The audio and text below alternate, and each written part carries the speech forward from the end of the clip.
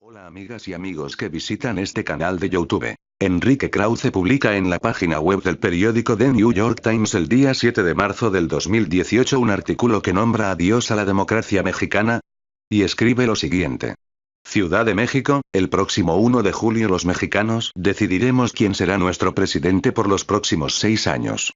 No será una elección cualquiera. En el retroceso global de la democracia, lo que podría estar en juego no solo es un cambio de gobierno, sino un cambio en la naturaleza misma de la democracia liberal que México ha venido construyendo en este siglo. No sería la primera vez que los resultados de una elección democrática pongan a prueba a la democracia. En nuestros días, algunas de las más antiguas y sólidas democracias atraviesan por ese predicamento. El cambio de gobierno es bienvenido. El Partido Revolucionario Institucional, PRI, merece perder por haber reincidido en actos de corrupción que todos asociamos con su comportamiento habitual en el siglo XX. Quienes luchamos por la democracia durante las décadas finales del siglo pasado, conocemos bien esa historia. En 1928, el presidente Plutarco Elías Calles declaró concluida la era de los caudillos, el país de un hombre, y anunció el comienzo de una nación de instituciones. Así nació el PRI, como un pacto en el que cualquier aspirante renunciaba a las armas a cambio de la posibilidad de llegar a la presidencia, por la sola elección del presidente saliente. Era una monarquía absoluta con ropajes republicanos, con un nuevo rey cada 6 años. El único límite era el temporal. Esa transferencia ordenada y pacífica del poder funcionó por 70 años. Había otros partidos, pero el gobierno organizaba las elecciones, contaba los votos y repartía miles de puestos federales y locales. Había nula división de poderes y poca libertad de expresión. Aunque hasta finales de los años 60 la gestión económica y social de aquel régimen fue relativamente aceptable, siempre la manchó la corrupción. Cada sexenio producía una camada de políticos multimillonarios. Las décadas finales del siglo XX fueron tiempos de crisis económica y política. La liberalización en ambas áreas era impostergable. Y ocurrió. En el año 2000, la victoria de Vicente Fox, el candidato del Partido Acción Nacional, PAN, puso fin al largo reinado del PRI. Y así comenzó el ensayo democrático en el que estamos. Ha habido alternancia en el poder. En 2006, el PAN triunfó nuevamente con Felipe Calderón y en 2012 el poder regresó al PRI con Enrique Peña Nieto. En el México de hoy el presidente no es un monarca absoluto ni designa a su sucesor. En el Congreso, varios partidos tienen representación e influencia, no solo el PRI. La Suprema Corte de Justicia es independiente. Instituciones autónomas clave, entre ellas el Banco de México y el Instituto Nacional Electoral, operan con profesionalismo. Y aunque tiene limitaciones, la libertad de expresión ha revelado casos de corrupción que hubieran permanecido ocultos en el siglo XX. México es una democracia, pero hay un descontento profundo con sus resultados. La mayoría resiente, con razón, el magro crecimiento de las últimas décadas, la persistencia de la pobreza y la desigualdad. A esos males se aunan 4 problemas abismales: la violencia, la inseguridad, la impunidad y la corrupción. Ante este balance desolador, la reacción natural en cualquier democracia es castigar al gobierno en turno. Según las últimas encuestas, los votantes parecen decididos a cobrar la decepción a José Antonio Meade, candidato del PRI. Si la tendencia persiste, la competencia se dirimirá probablemente entre Andrés Manuel López Obrador, candidato de Morena, que encabeza con 11 puntos las encuestas, y Ricardo Anaya, el abanderado de la alianza entre el PAN y la centroizquierda representada por el Partido de la Revolución Democrática, PRD, y el Movimiento Ciudadano. Los votantes no tienen elementos suficientes como para juzgar a Anaya, porque hasta ahora no ha abordado los detalles de su programa. Ante la caída del candidato oficial, el gobierno ha respondido usando a la Procuraduría General de la República en una guerra mediática contra Anaya por un supuesto caso de lavado de dinero.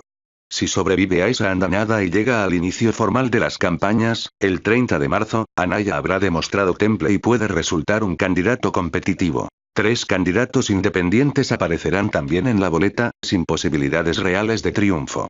Más allá de sus diferencias, todos, salvo López Obrador, comparten el respeto a la democracia. López Obrador ha prometido un cambio de régimen.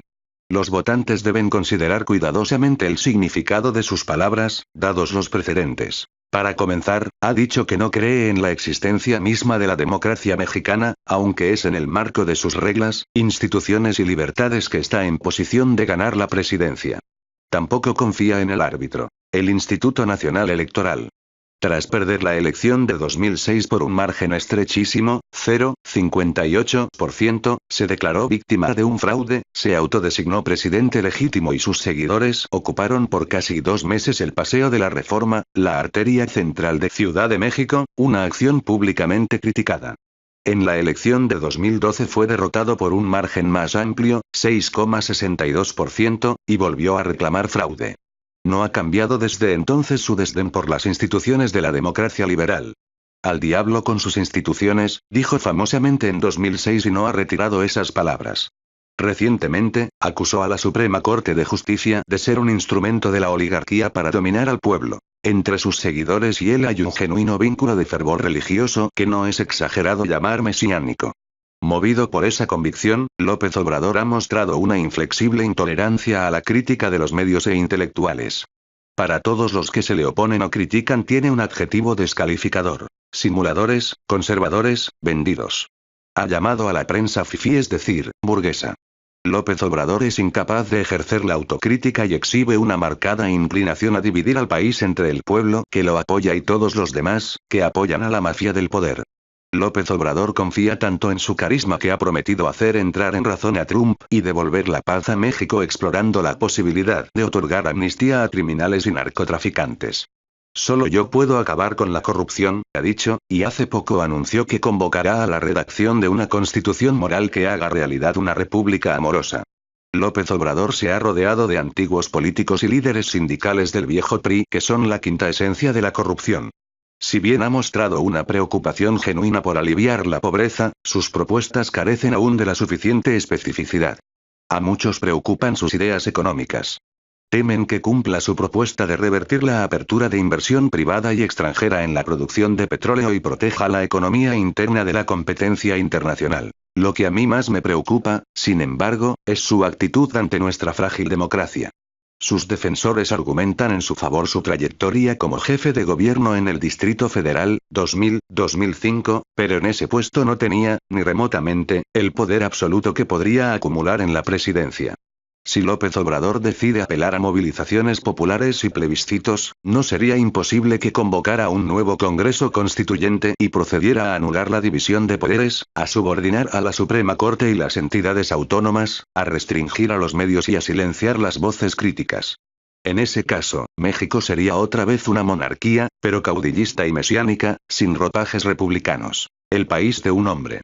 Ojalá el legítimo descontento de los mexicanos y la urgente necesidad de cambio no desemboquen en el fin de la frágil pero auténtica democracia mexicana. Enrique Krause es historiador mexicano, editor de la revista Letras Libres y autor de, entre otros libros, Redentores, Ideas y Poder en América Latina. Es también colaborador regular de The New York Times en español. AMLO, elecciones 2018 en México, José Antonio Meade, México, PRI, Ricardo Anaya. Como podemos observar nuevamente, Andrés Manuel López Obrador es el foco de los ataques de pseudo-intelectuales que han vivido bajo el amparo de sus amigos en el poder, en este caso Enrique Krause, discípulo de Octavio Paz y editor de la revista Letras Libres desde hace muchísimos años. ¿Tú qué opinas? Deja tus comentarios, es muy importante. Gracias por visitar este canal informativo.